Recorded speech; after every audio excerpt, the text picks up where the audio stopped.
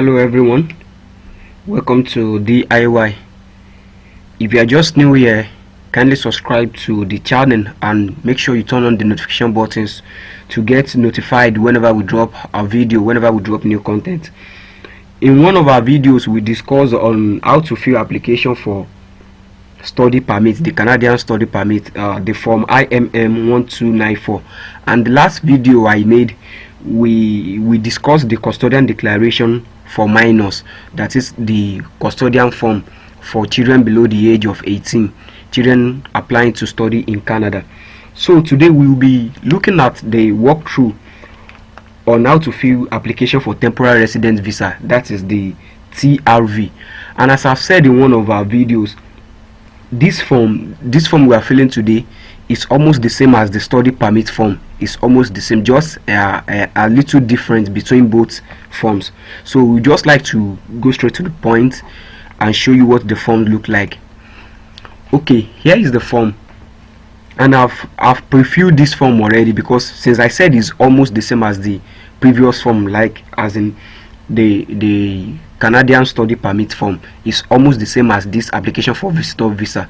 They are both the same, just a slight different. So that is the reason why I preview this, so I don't have to repeat myself. I don't have to repeat most of the details I've said earlier or I've mentioned in previous videos. So if you are just subscribing or if you are just watching us for the first time, I will upload the link to the previous videos I've made, so you can just go through it and check the videos I've made. So let's start. This is, as seen here, this is the application for visitor visa, temporary resident visa. We have here in number 1 UCI, the unique client identifier. If you have applied before, you will have this code. This code will be on your documents, the previous documents you have submitted, or previous documents that was given to you by the Canadian embassy. So you should have this. This is called unique client identifier. And then we have 2, I want the service in. You can either select the service in French or English, but today we are going with English. Then here we have visa requested, visitor visa or transit visa. For this tutorial we are looking at securing a visitor visa, which is a temporary resident visa, so we will be going with visitor visa here. Then we have full name. Here we have John as the family name. Then we have the given names, though you can also add the third name if you have one in your international passport. Let's say the third name is Smith here, so you can add Smith to it if you have a third name. Now 2, have you ever used any other name, e.g. nickname, maiden name, alias? If yes, you should click yes. You should click yes here. If you are applying as a female, if you are a female here, then you should have other family name. Your maiden name should be here, so you need to fill it. But since we are going with a male candidate, a male applicant here, so we have John Doe Smith. Then sex, male, as you can see here, male. Date of birth 1982 11/12. Then place of birth, city/town, we have Lagos here. Country or territory, we have Nigeria here. On citizenship, we have Nigeria also. Under 7, we have current country or territory of residence, that is country or territories of residence. You can pick your country here or territory where you are currently applying from, where you are currently staying rather. So you can pick your status here. We have citizen, permanent residence, we have visitor, worker. Your status in that current country, that is what you have to pick. For this purpose we have citizenship. So once you pick citizenship, this other part would be blur out. The other part will be blur out. But if you are selecting any other option, like let's say worker or visitor, then you will need to provide the details. For how long have you been a worker in this country, you need to provide that details. But let's go with citizen here. So previous countries or territory of residence, that is, you need to list out the previous countries that you've lived for the past 5 years. If you have actually stayed out of your own country for more than 5 years, then you need to select yes here. Then list the countries. You need to list all the countries or your current country or territories of residence for more than 6 months. So this is between the range of like 6 months and above, that is within the space of 5 years. Have you lived in a country or territory for more than 6 months? It doesn't have to be probably once in 5 years, probably in that space of 5 years, if you have lived in a particular country for more than 6 months. So you need to fill the details here. And we have here in number 9, country or territory where applying. Where exactly are you applying from? Are you applying from the same country where you are living, or you are applying from a different country? Let's say your nationality is South Africa and you are currently in Ghana. So are you applying from South Africa or you are applying from Ghana? Definitely your nationality is South Africa and you are applying from Ghana, so you need to select Ghana. So for this purpose, if you are applying from a different country, you need to select no here. This number 9, you need to select no, same as current country or territory of residence. So you need to select no here and input the country where you are applying for, then input your status also. What are you doing in that country? Are you a visitor, a worker, a student, or a permanent resident? So we are going with yes here. Then we have your current marital status. We have single, we have common law, we have divorce, we have different status there. You just need to check through all the status listed here and pick the one that suits your status. You need to pick the one that suits your status. So if you are married, you need to provide the date of marriage. If you are married, if you picked married here, so you need to select the date of marriage here. Then your spouse name, you need to fill it. But since we are applying today as single, so we are going with that for number 10. Then we have the 11. Have you previously been married or in a common law relationship? No. I've selected no here for this applicant. Then we have languages. We have native language / mother tongue. You come here, you scroll down and pick your native language or mother tongue here. And for this John Doe Smith, I'm selecting Yoruba. We have other languages there. Your particular language will be there. So for this purpose, I'm going with Yoruba. Then are you able to communicate in English and or French? If you're able to communicate in English, you have to pick English. If you're able to communicate in French, you should go with French. And if you are able to communicate in both English and French, you are going to go with both. And if you can't communicate in either English or French, you should go with neither here. So we have the passport details. We have the passport details here. You input your passport details, country or territory of issue, the issue date, the expiring date. Then we have 5 and 6 that has been blurred out already. I explained this in the previous videos also. I've explained this also. Then we have national identity document. If you have one, kindly pick yes. If you don't, you can just go with no. So if you are selecting yes, you need to provide the document number, the country authority of issue, the issue date, the expiring date.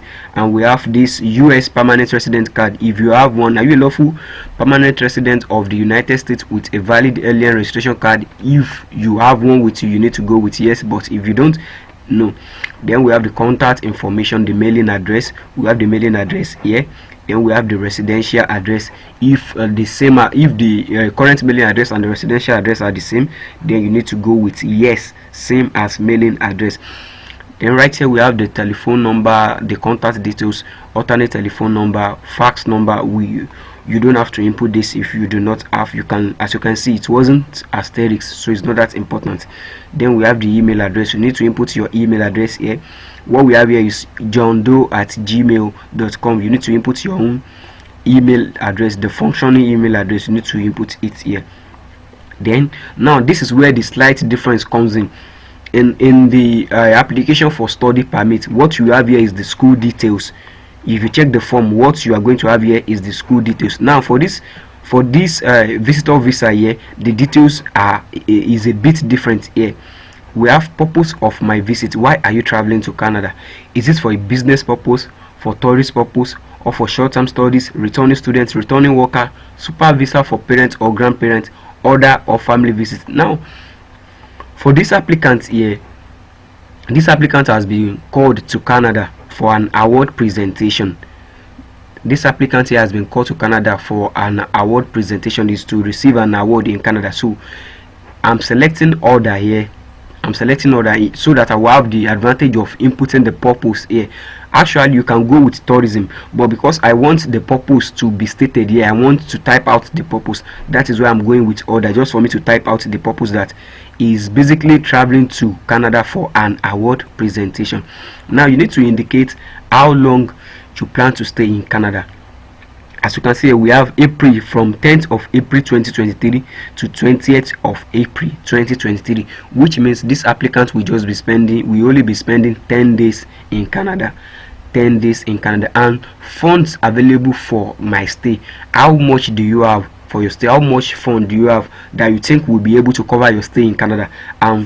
For this purpose, I've inputted 5,600 Canadian dollars. You need to make sure that you have enough fund to like fund your trip to Canada. You need to have enough fund. It is not mandatory for you to just put all the funds you have in your account. It is not important. It is not mandatory. You should, if you have like, let's say $1 million, you don't have to put all the $1 million here. You need to just put the precise amount you are going to spend, or the estimated amount you are going to spend, including your flights, your hotel booking, and every other expenses you will be spending. You just need to make sure that you are giving them estimated amount. You don't have to just put all the whole amount in your account. So you just have to put the precise amount you'll be spending here. Then we have name, address, and relationship of any persons or institution. We have two details here. The number one details here is the hotel where the applicant will be staying. That is Holiday Inn Express and Suite Vaughan Southwest. This is the name of the hotel where the applicant will be staying. As you can see here, relationship to me, we have hotel. Then we have the address in Canada, 6100 Highway, Selvaga, Ontario, Canada. We have the address. We have now we have two. The event center, the place where the award will be presented. This is where the applicant will be staying. That is number one. Then we have two, where the award will be presented. That is Royal Event Center. And relationship to me, we have inputted here award presentation venue. You can just build your own words and put it there, but for basic explanation, we have used award presentation venue. You can use any other thing just to notify them that this is actually the award presentation venue, why this is the hotel where you will be staying. So we have the presentation venue address, 14 Harry Mark Way Road, Toronto, Ontario. Then you need to input your education here. Even though you are not applying as a student, even though you are planning to travel as an awardee, or you are planning to travel as a tourist, you still need to input your education here. So we have the educational details input here: Business Administration, University of Ibadan. Just go through all this and make sure you input your education here. Then we have the employment. We have the employment from, we started from here, from number 3. We started from here from 2008 to 2011.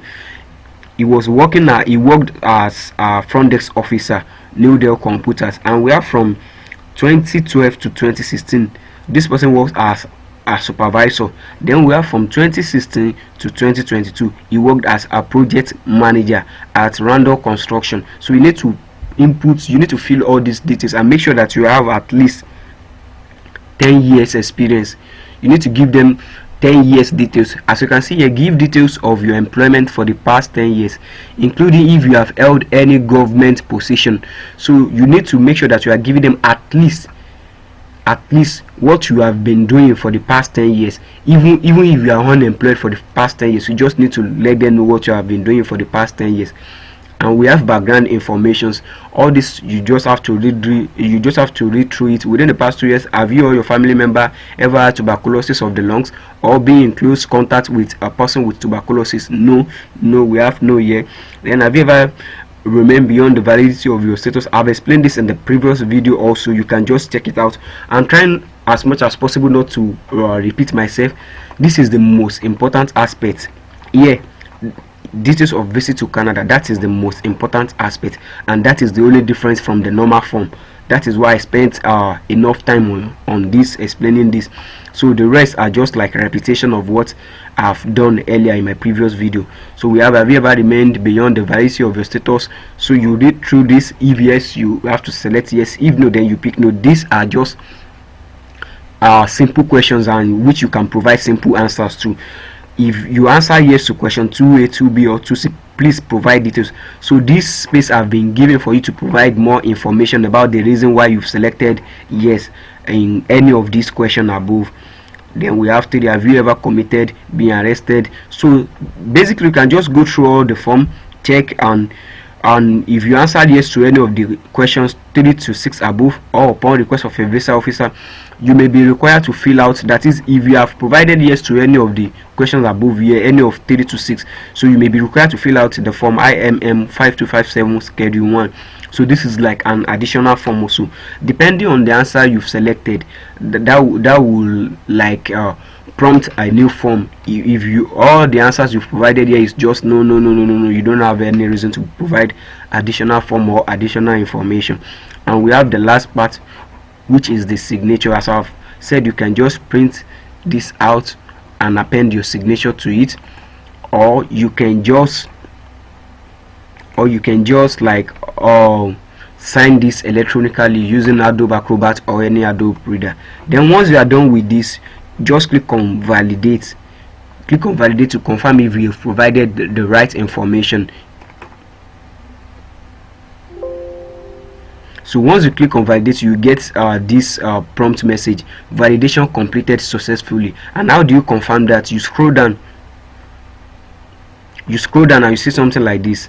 You see this barcode. You scroll down and you discover that this barcode has been generated for you, and that is how to fill the application for visitor visa. If you are applying as a tourist, you can fill this. If you are applying for a transit visa, you can use this form also for your application. That is the end of today's walkthrough. And if you like us to assist you with anything, kindly drop your comments in the comment section or endeavor to drop a mail. We will reply to the mail. Please don't forget to like, comment and subscribe. Kindly turn on the notification bell for more videos. Thank you.